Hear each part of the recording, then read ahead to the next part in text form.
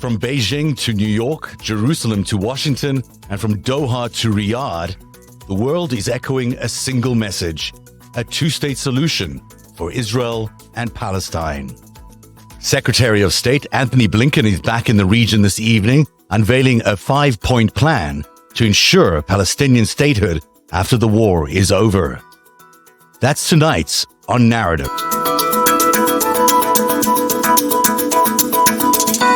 Hello, everybody, and welcome to Narativ. Amid the graphic war reporting and the mounting death toll, a momentous shift towards peace is happening in the Middle East. Israel and Palestine seem to be on the road to a two-state solution, with a lot of encouragement from President Joe Biden's administration. 6 more Israeli hostages have just been freed from Gaza, the latest group in ongoing ceasefire talks. In total, Israel has secured the release of 120 citizens from Hamas captivity. Yet, over 75 Israelis and 4 Thai nationals still remain held in Gaza following the October 7 attacks. As negotiations continue, we're learning distressing details of what hostages endured, injuries, and branding among them. The staged release of hostages comes as U.S. Secretary of State Antony Blinken warns Israel it cannot do in the south of Gaza what it did in the north.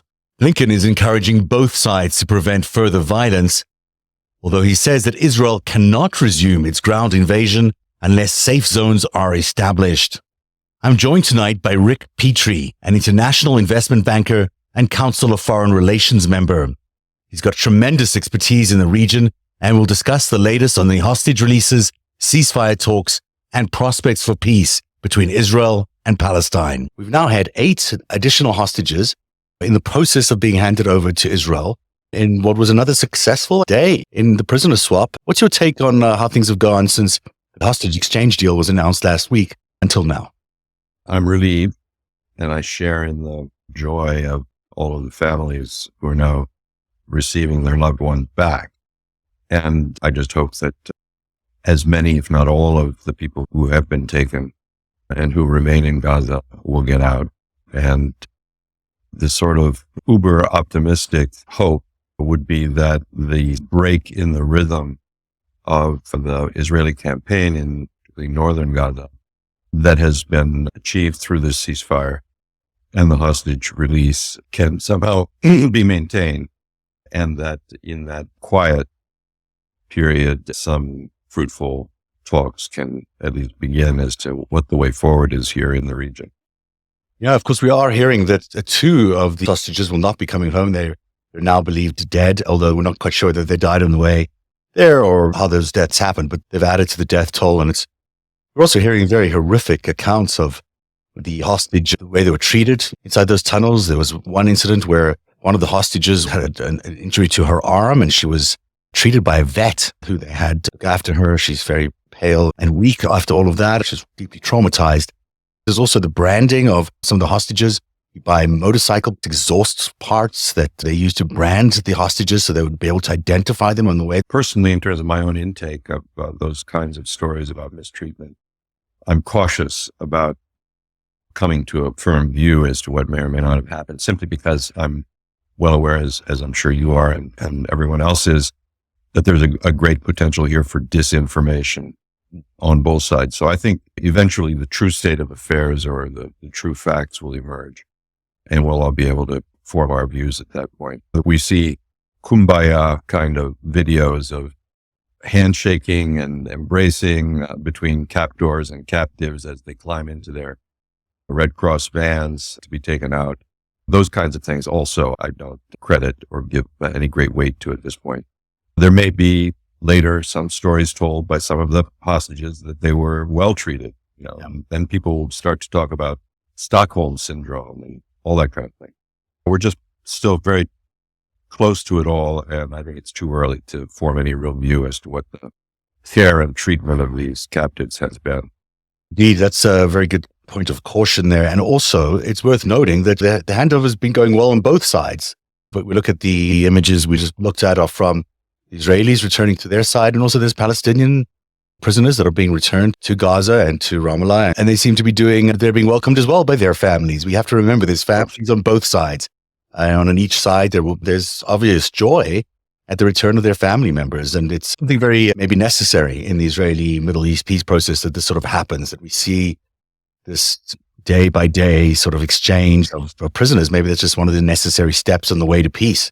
One side story to the release of Israeli prisoners, that is, prisoners of Israel, held by Israel, is that I saw a very interesting article, I think it was by Dan Seidman, who writes in the Jerusalem Post today, about the scale of the Israeli incursion that has happened over the last 24, 48 hours in Jenin, and the arrest there of a number of Palestinians, which virtually equates to or cancels out the numbers who have been released through the hostage exchange program. The Israeli jails are still full, I'm afraid. Yeah. And the violence continues. There was another attack in Jerusalem today by terrorists there. This is a very volatile situation. But I'm going to add a little bit of optimism to this conversation, because I thought Blinken arrived this evening to Tel Aviv and was quite forceful, it appears, with the prime minister telling Bibi Netanyahu that they can't go into the southern part of Gaza, where a lot of the people who evacuated from the northern part, there's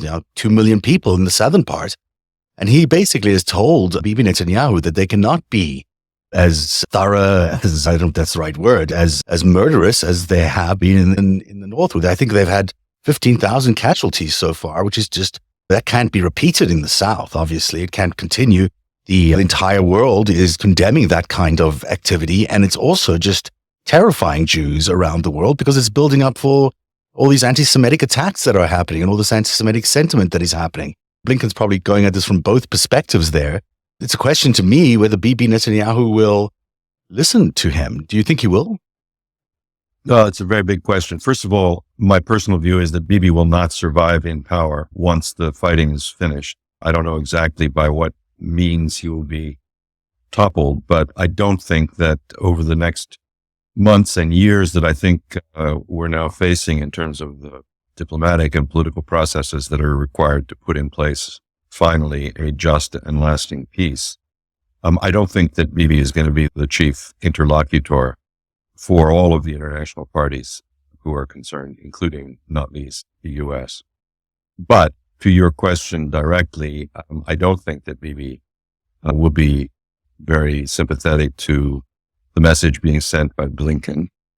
And I think that his attitude in that regard is stiffened by the politics of his current situation, in which he's not a captive of, then certainly heavily dependent on a variety of very right-wing and settler-orientated political parties in Israel.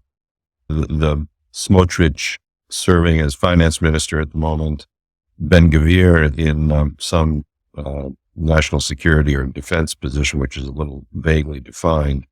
These kinds of people have devoted lifetimes to not merely quelling or neutering Palestinian political power, both in Gaza and in the West Bank, but have very actively been pursuing what I personally regard as, and I think it's now widely recognized as, a process of purging what the international community calls the occupied territories and evicting as many Palestinians as possible and creating facts on the ground in the form of Israeli settlements, which will make the creation of a separate Palestinian state impossible and infeasible. I think that's absolutely right. There's no ways that government can continue with their extremist policies, which, as you point out, are basically ethnic cleansing. And I think we've seen an upsurge of that activity. Blinken is, at the same time as he cautions about Israeli conduct in the south of Gaza, I think he's also had things to say about the way in which the Israeli state is operating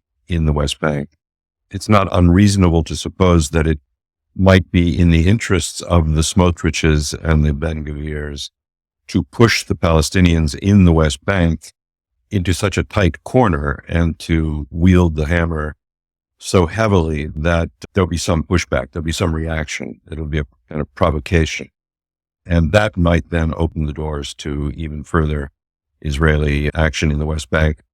I don't think any of this is very mysterious at this point. I think it's quite clear that First of all, I think they feel that they're in a limited window of time before international pressures are brought to bear, and they're dashing for daylight to accomplish as much as they can in terms of eviction of Palestinian families and whole villages, and the creation of resettlements to the extent they can.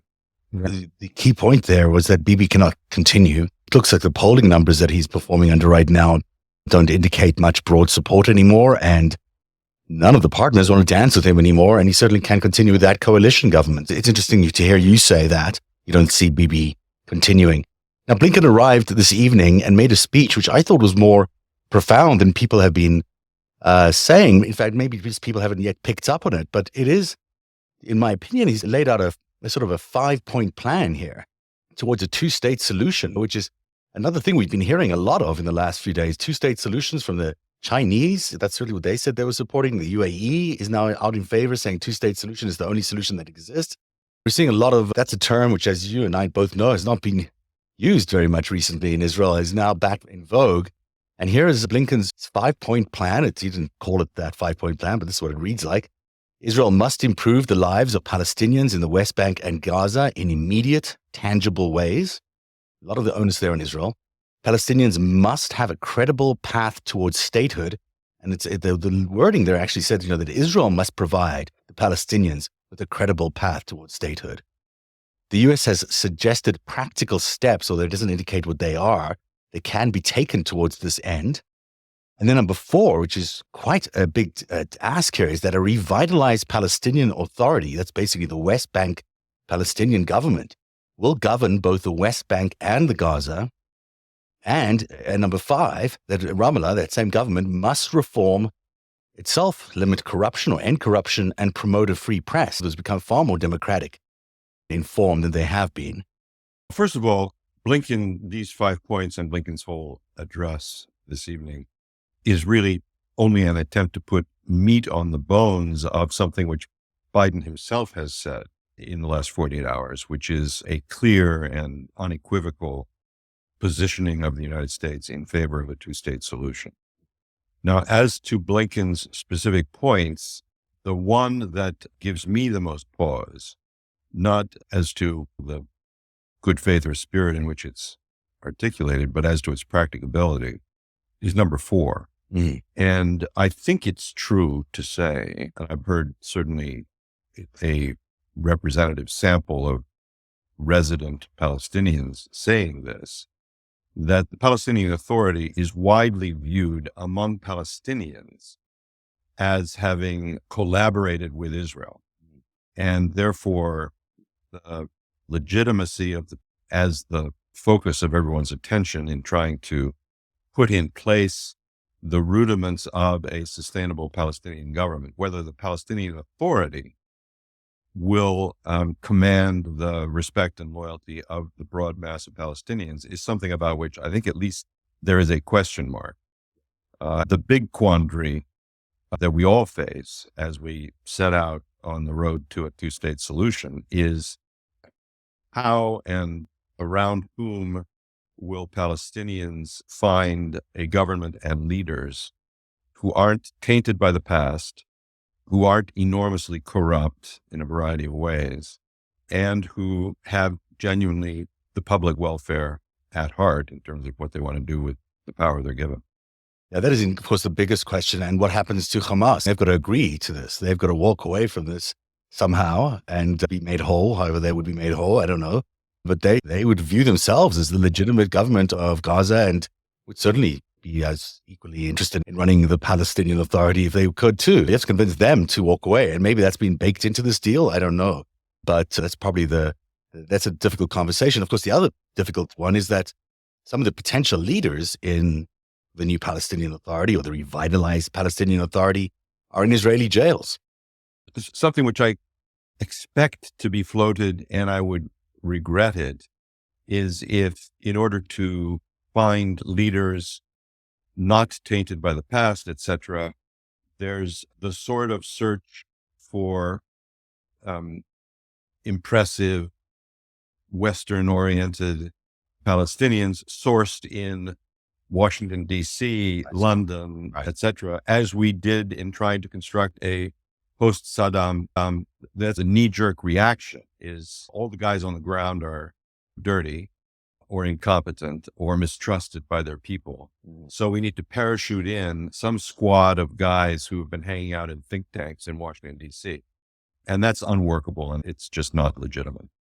It needs some brains to be able to think about the long-term development of these areas. It seems to me that you've got Gaza. This is perhaps a little callous to talk about it, but Gaza is probably some of the most prized beachfront property along the Mediterranean. You've got, I'm sure there are many developers in maybe Saudi Arabia and maybe those kinds of countries who are thinking, this is prime real estate. We can develop this into something pretty spectacular. Not to mention the oil around there. We can talk about that as well. But you've got potential there for what is going to need to be a large investment of rebuilding this area. But what are you going to rebuild it into? And are you going to be able to create these large economic ventures that really provide for the population of Gaza and Palestine and create jobs and create development, create ownership? That's really the dream, right? And ultimately it has got to come along with, you've got the right to vote. It's got to be, here's some ways to live. Sure.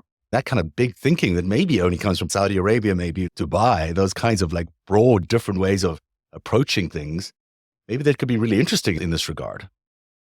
First of all, I'm not against importation of Palestinian talent. The Palestinian diaspora is very large and very talented.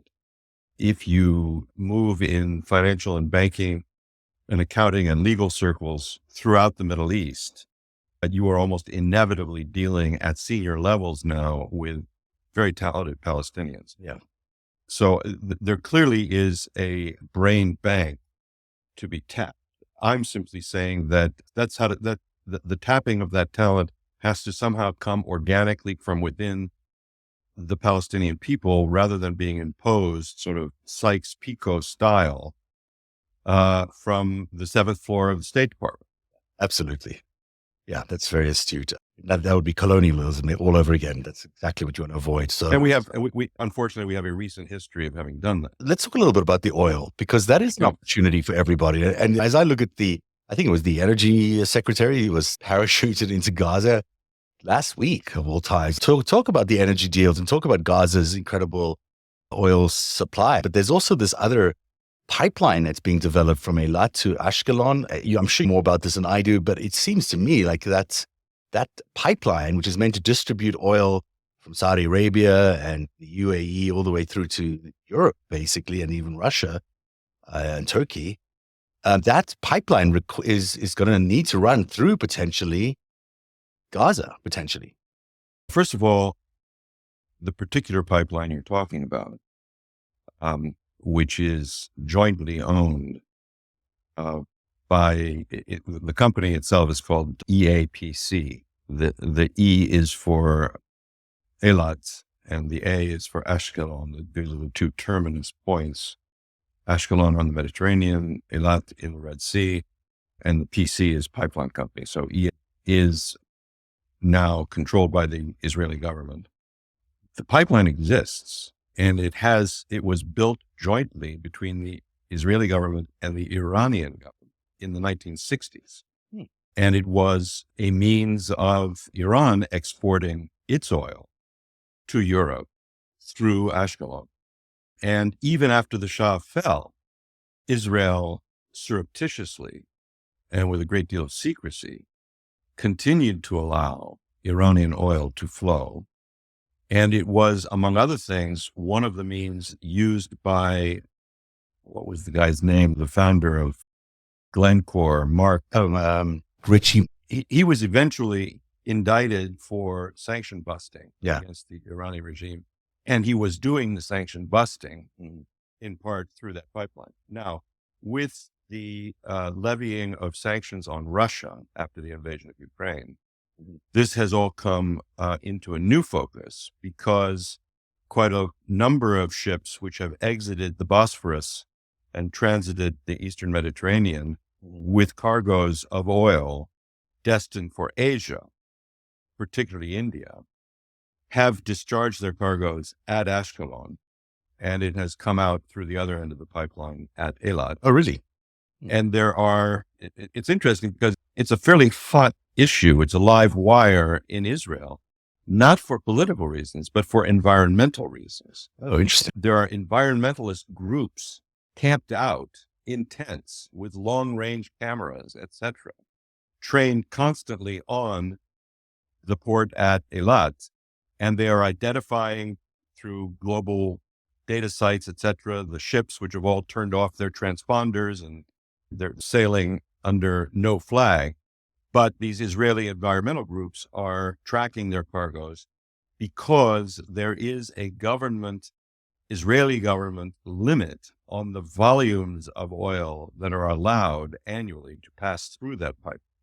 And it is the belief of the environmental groups, and they're in the process of trying to demonstrate and document it, that the traffic that is going through that EAPC is handling far exceed that government limit.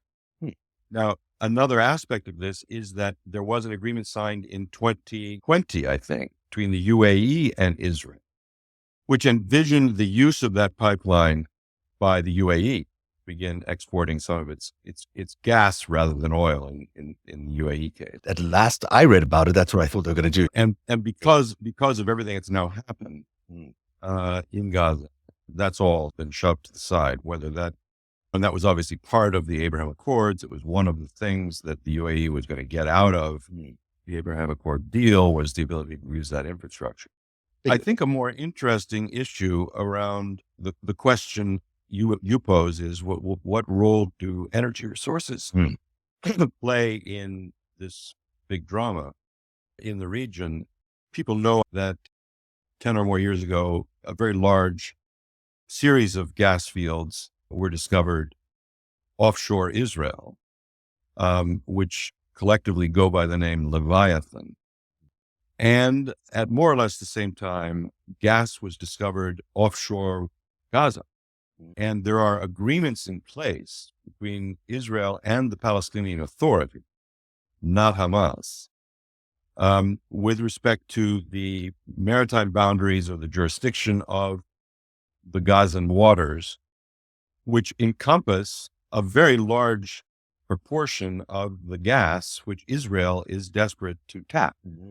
Israel was traditionally an energy importer. It has, by dint of these gas discoveries, turned itself around and is now a net exporter of gas, particularly to Egypt and Jordan. And these further fields, these finds, which the Israeli government has now given licenses for to 6 Western companies, including BP and Eni, the Italian state-owned national oil company. Those companies have drilled initial wells. It looks like there's over 1 trillion TCF of billion cubic feet of gas reserves, which have now been proven. And if they can be commercialized and brought to market, that would be a huge event in the Israeli economy. And some people say, I am personally not persuaded of this, but some people say that the Israeli thrust on Gaza, being as violent as it has been, is indeed about the eradication of a local population so as to allow Israel to take hold of these gas deposits, which are, in law and popular understanding, at least partially owned by the Palestinian Authority, and also Hamas is making claims to some of that. So it's a big mess. There's, as usual, one follows the money in these stories. But there is a significant issue around gas and, to some extent, oil. By the way, there's also significant gas in the West Bank. Oh, interesting.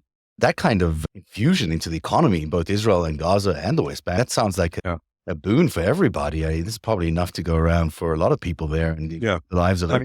I've seen estimates of what it might mean in terms of the budget of Hamas or the governing authority in Gaza, that it might mean as a year. Wow. If the projects were fully developed and commercialized.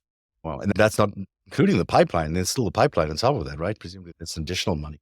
No. There's potential here, and it's hard to strike a hopeful note here because there's still so much potential death coming here and so much more war coming. But they do through all these things, there really is an opportunity here, which seems like a once in a millennium kind of opportunity. You've got the economic backing of all these potential energy discoveries and the tapping of all these oil fields and gas fields and moving them around to various parts of the world, which can really support a growing and well-developed West Bank and Gaza and Israel. You could actually get to a point here where there is a path to peace and lots of prosperity for everybody.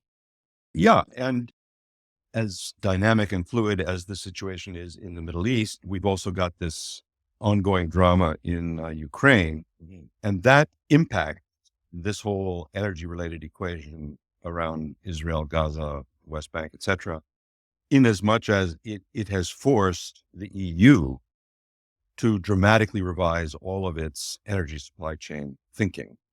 And it's, as much as anything, the thirst of Europe for these incremental additional sources of gas supply that come out of Leviathan and offshore Gaza as anything else. It's not so much a function of conflict that's going on now in the Middle East as it is people in Berlin and Paris, elsewhere, sitting around thinking, how are we going to keep our people warm this winter? I do want to say one overarching thing, which is I know you're keen to sound an optimistic note, and I share that. I'm certainly with you all the way. But for me, what is most optimistic, or if there is optimism, it relates to this. Do you know who Rahm Emanuel is? I do know who Rahm Emanuel is, yes. Currently the U.S. ambassador in Tokyo, previously mayor of Chicago, and a very close assistant to Barack Obama. Rahm Emanuel is supposed to have said, I don't know whether it's apocryphal, that a crisis is a terrible thing to waste. Because in crises, things can be done, which in normal times are virtually impossible. We may be at such a moment. And if we are, it's not because the Palestinian side of the equation, the Palestinian people, have come to some new understanding of their situation, except maybe as to their level of disgust with Hamas, which can be important. I think there is probably already going on, and there will continue to be real questions being asked on the Palestinian side about whether all this devastation has been worth it, and who are the guys who led us into this trap. Yeah. But on the Israeli side, I think there have been some very significant changes of mood and changes of mind, which may be the basis for optimism. And by that, I mean that I think we've now seen the implosion, an entire generation's thesis about how security could be achieved and what security meant. And we have lived through 20 years or so, most of it associated with Bibi Netanyahu, in which Israelis came to feel that the Iron Dome and heavily fortified settlements with houses with safe rooms, etc., that the Palestinian issue was under control. Yeah. And that if there were diplomatic objectives to be served, they were a la Abraham Accords and go talk in Riyadh, go talk in Amman, but we can forget about or shelf the Palestinian issue for the time being. I think that's been exploded. Yeah. And I think that's, as much as anything, the reason why I said at the beginning, I doubt very much that Bibi will be the interlocutor for very much longer, because I think Israelis see that he sold them a policy and a vision of their security, which is no longer workable. And I think that a lot of Israelis now have come to understand something which, if you had polled them 10 years ago, it would not have been the same. But I think now you can expect to find a very large section of Israeli public opinion understanding that a solution has got to be found for the Palestinians.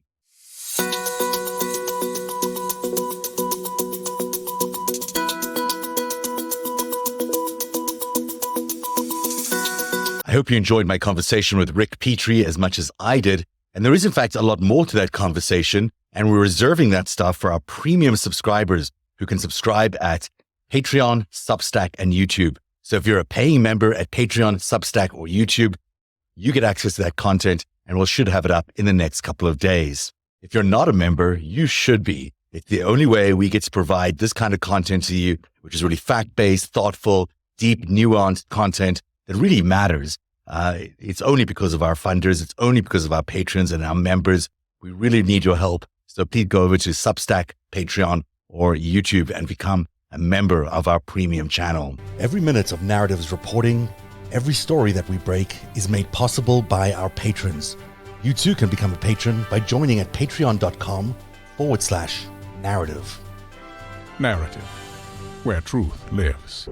One day you'll tell the story of autocrats, crooks, and kings who came for our freedom.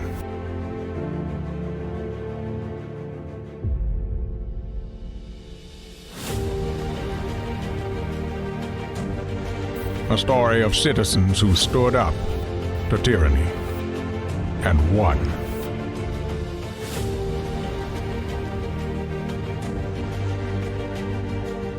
The people prevailed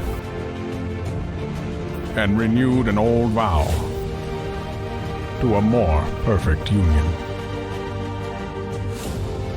And that was just the beginning. The story continues. Narrative, where truth lives.